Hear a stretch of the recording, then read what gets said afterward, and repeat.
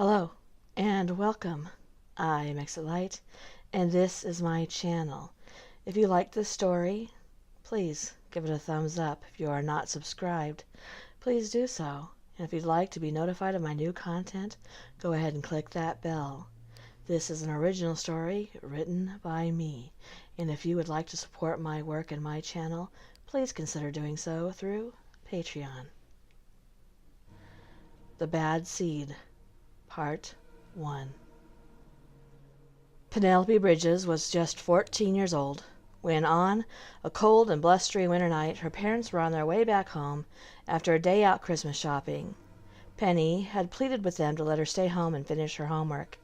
They'd hesitantly agreed, and Penny was feeling very much like a grown-up now.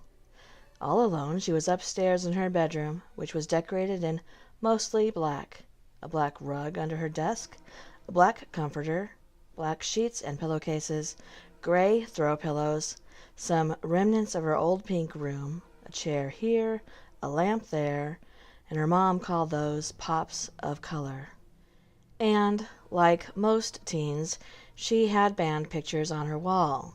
She wasn't allowed to go to concerts alone yet, so she'd seen most of the bands, but with one of her parents chaperoning her. It wasn't too bad, she thought, until her mom would begin dancing or her dad broke out his air guitar.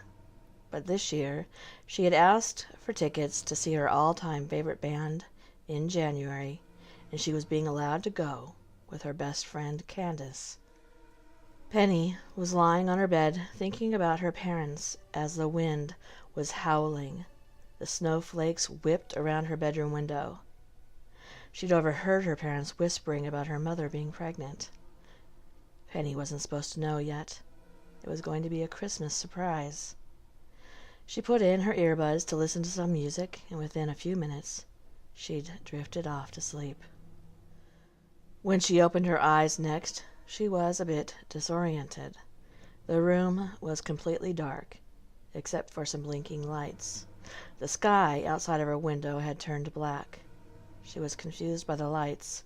Red, blue, red, blue, red, blue. Penny tugged at her earbuds, and that's when her life changed. There was a loud pounding downstairs on her front door. She stood up quickly and ran down to see what was happening, and caught a quick glimpse out of the window, spotting the 2 police cars. Ah, she thought, the lights. She swung open the door and was immediately blinded by a white light in her eyes. She put her hand up in front of her face and squinted. "Oh, sorry, sweetie," said the tall, thin man wearing a dark blue coat, khaki pants, black boots, holding a flashlight. "Are you Penelope Bridges, hun?" he asked her. She was still out of sorts, confused, still a little asleep, she thought, but she answered, "Yes, sir, I am." "Honey, I'm Officer Donovan. This is Officer Claire Portnoy. She's my partner." Claire was dressed the same as the man, but she was wearing a hat. She bent over and put one hand between her knees and reached out with the other to take Penny's hand. "Hi, Penelope. I'm Claire." "Hi," replied Penny, looking past the 2 officers at the other 2 hanging back. "Oh, those are police officers as well. That one right there is my buddy Jim. That one over there we call Shorty, 'cause he's real tall, see?" And she put a half of a smile on her face, and the officer named Shorty lifted his hand just a bit to wave. "Penelope," started Donovan. "Penny, have you heard from your parents tonight?" I accidentally fell asleep. I'm sorry," said Penny, for some reason thinking that she'd be in some type of trouble. "Oh, no, honey," said Officer Claire. "That's okay. It's just, well, we need you to go get some warm clothes and your boots and a coat. Maybe pack some extra in a backpack if you have one. Can you do that for me, Penny?" Penelope went inside the white house with the blue trim. It was a 2-story with shutters. She changed her clothes. She put on a pair of jeans and a shirt.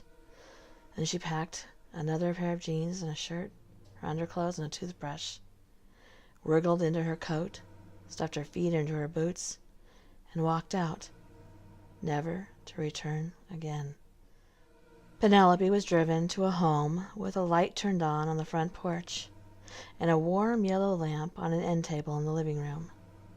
The house was at the top of a walkway lined with football-sized stones and 2 gas lamps, like the kind in The Lion, the Witch, and the Wardrobe, thought Penny. It was nearly the same size as Penny's house, but with a large window in the front. The curtains cracked just a bit, and faces were staring out from the crack. It was dark, but Penny could see that the house was yellow with white trim, bricks along the front outside walls going about halfway up and stopping at the large window. Claire knocked quietly on the door, and Penny heard a woman inside say, "Okay, now go on. You can meet her tomorrow," as footsteps ran up the stairs. A woman in her 30s, neatly combed hair, brown eyes, long eyelashes, pretty without any makeup on, wearing a dark blue robe and checkered slippers, stood next to a clean-shaven man, the same age as the woman, guessed Penny, dirty blonde hair, brown eyes that drooped just a little at the corners, wearing jeans with a flannel shirt tucked in, and gray socks with the reinforced red toes and heels. Evan and Lucy Hanson had been asleep when they received a call from their social worker. Evan had put Barb on speakerphone. "Hey, guys. Sorry to wake you," she started. No, it's fine," both replied. "Listen, I have a child, a young teen, 14 years old. Her parents were both killed in a car accident tonight." Lucy gasped and put her hand over her mouth. "Yes, it's a difficult case. She doesn't know yet. If you agree to taking her, we will have the police bring her and have a chaplain there to help explain what is happening." "Oh, my God," said Lucy. "I can't even imagine. She's the same age as our Sage. She began to cry a bit. "Now, Lucy, you'd need to remember your training. You can relate to her, but ultimately this is about her. She is going to need a lot of attention and a lot of guidance. If for any reason you don't feel up to that, I'd completely understand." And she trailed off. Evan looked at Lucy, and she shook her head yes, and Evan began, "We can do this, Barb. You just send her over. We'll make sure this child is well cared for." "Great. Thank you. I knew you'd be the perfect fit. She'll be there in a bit. Go make some coffee. It's going to be a long one." And then she hung up. 2 hours later, the chaplain showed up. He had a big blue dress coat on and a knitted scarf wrapped around his head. He was wearing boots and leather gloves. In his hands he held a box of tissue, a teddy bear, a Bible, and some toiletries. "They feel more comfortable if they have some of these things to call their own," he said, looking down at the bar of soap and toothpaste. Their daughter Sage had woken up, and they'd explained that they were receiving their first foster child, a girl her age, and that she'd likely be very sad. Naturally, Sage couldn't even grasp the reality that this girl was coming from, but she understood to give her space. But at the same time, she was kind of excited to show her off to her friends at school like a new toy or a pet. When Claire's car pulled up to their house, Lucy, Evan, the chaplain, and Sage were all peeking out of the curtain, certain that the girl wouldn't be able to spot them. When there came a knock on the door, Lucy and Evan answered after patting Sage on the back and telling her to run up the stairs. The chaplain was sitting on the couch, holding a hot mug of coffee in his hand. Lucy looked down at Penny and was shocked by how small and timid she looked, bundled up to keep warm, the look of a frightened little mouse on her face, her eyes darting around, looking from face to face, holding her hands up by her chest. curled into two small fists. "Penny, this is Evan and Lucy."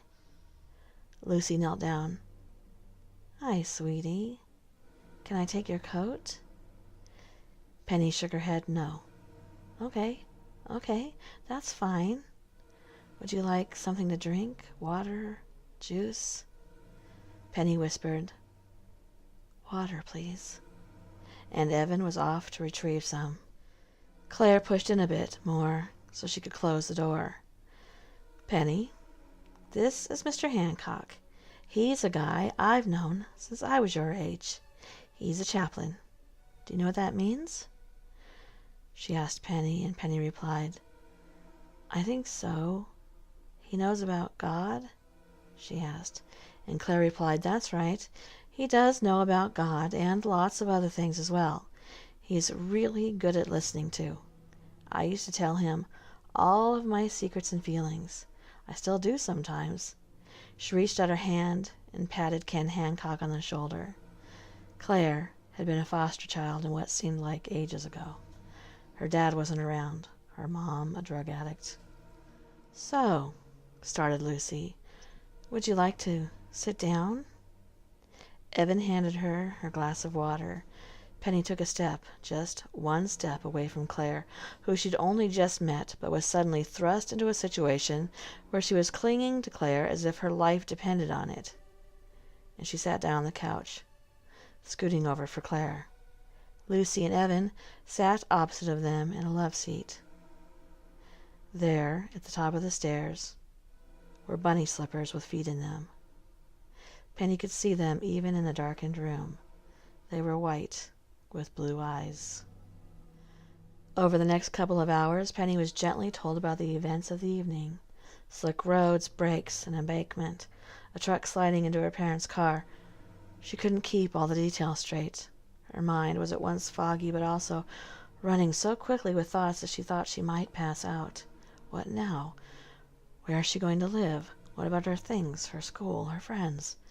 As overwhelming as her thoughts were at the moment, she knew that she'd need to pull herself together after a few days.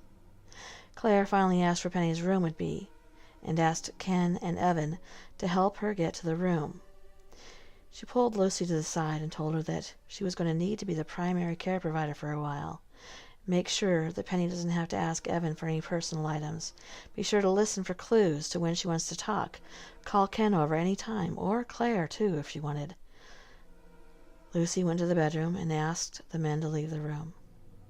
She gently took off Penny's coat and boots, gave her a nightgown, told her that all her new underclothes were in the top drawer, her pants in the second, shirts in the third, and some dresses in the closet. Penny was asleep before hearing where the dresses were. Lucy and Evan gathered in the living room with Claire and the chaplain. "Well," said Mr. Hancock, "I say we get back here tomorrow around 10 a.m. Give the child a chance to sleep, get some food in her before she starts the first day of the rest of her life." Evan pulled Lucy in closely. He couldn't even imagine this happening to Sage. Such a young age, so innocent. Shattered. That's all he could think, and it slipped out of his mouth in a whisper. Shattered. Claire looked at him and shook her head in agreement. "Yes, but we'll get her set up with a counselor, see if there's any family, insurance, funerals, all that stuff that's coming. But now, just let her sleep." Penny was sleeping soundly, dreaming of hearing her mother talk about the new baby, the exciting news, her father hoping for a boy. Then she dreamt of a puppy chasing her on a new bike, with the wind blowing through her hair. The pillow smelled funny, like someone else's house. She didn't wake up until 9 a.m. Sage Hansen had woken up by 7 a.m. and had been sitting on the couch waiting for the girl who came in last night. Sage was neatly dressed in a pink sweater, blue jeans, her hair pulled tightly back into a ponytail, not a hair out of place, with a big pink and white bow on the top of her head. She was wearing bunny slippers. She wasn't fond of the slippers, really, but her mother had bought them for her and asked her to wear them. She was sitting, trying not to pick at her nails, and beginning to feel a bit frustrated by the girl not coming down the stairs. Penny had gotten dressed and made the bed. Then she sat on the corner of the bed and took in the room. She hadn't really gotten a chance to see it last night. There were 2 dressers, both white, both freshly painted but probably used, as there were chips in the wood. The curtains were pink with white lace. The carpet was white with pink squares and yellow daisies inside the squares. There was a desk, also white, with a laptop and a pink mouse pad. Written on the walls with those sticky letters was, "Rise and shine, princess," on one side of the room, and "Make a wish upon a star" on the other. Penny hated it. She looked through the dresses in the closet, and they were all fashionable enough, but there was a sickening amount of pinks, yellows, and lilacs. What a nightmare, thought Penny. Lucy knocked softly on the door, and Penny called out, barely above a whisper, "Come in." "Hey, sweetie," started Lucy. She picked up the brush from the top of the dresser and walked towards Penny, and without asking, as if it were the most normal thing in the world, as if she were her mother, she began to brush Penny's long auburn hair. "How did you sleep?" she asked. "Fine," replied Penny. "I see you found the clothes okay." "Yes," said Penny. "Thank you so much. I love them all." "Oh, really? I was so worried that you wouldn't. I was always girly girl, but Sage is a tomboy, and she'd rather wear t-shirts and ratty jeans. I had her wear something nice today, for when she meets you. You think the room is okay?" She tilted her head to look into Penny's deep brown eyes. "Yes," Penny whispered. "It's perfect." Don't forget to come back for part 2 of The Bad Seed. Good night.